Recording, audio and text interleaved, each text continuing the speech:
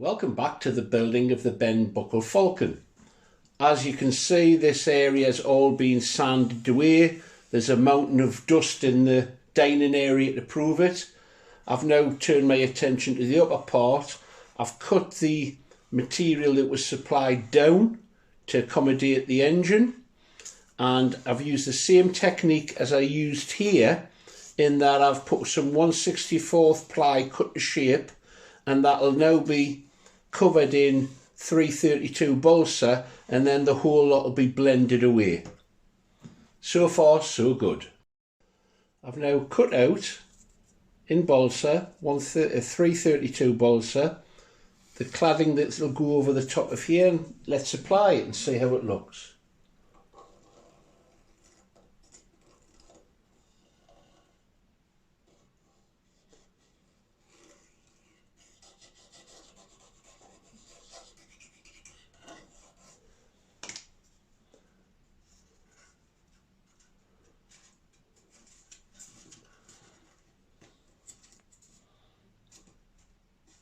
There you go. Once that's dried out, because I have wet it slightly to get it to bend, it can be sanded down and planed in. And there's another one here, and I'll fit that and adjust it, and then we'll be ready to plane it all off. I'll leave it a few hours and we'll come back when I've started that process.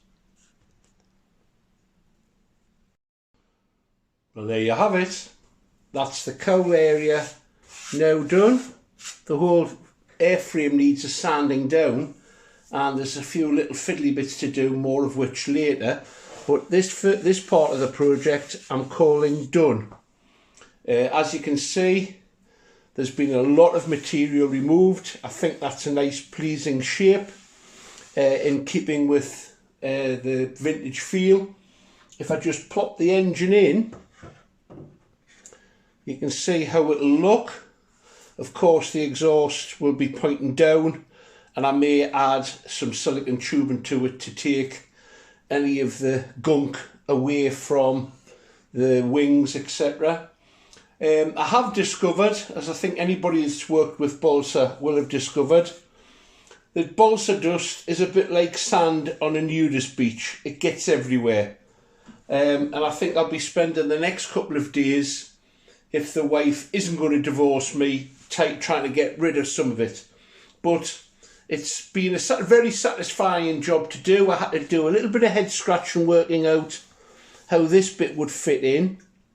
And what I've done is I created, as you saw in the previous section, an internal frame which is then supported.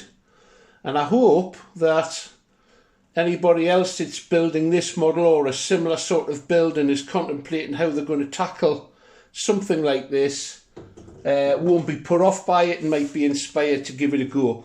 There's bits that have been filled with scrap bits of balsa.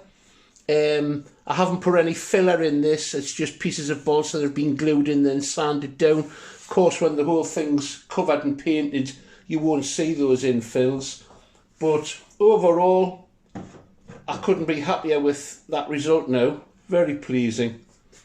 I hope you've enjoyed this. If you have, please give us a thumbs up, and that spreads it to other people. And subscribe if you haven't done so, and you'll see the rest of this build.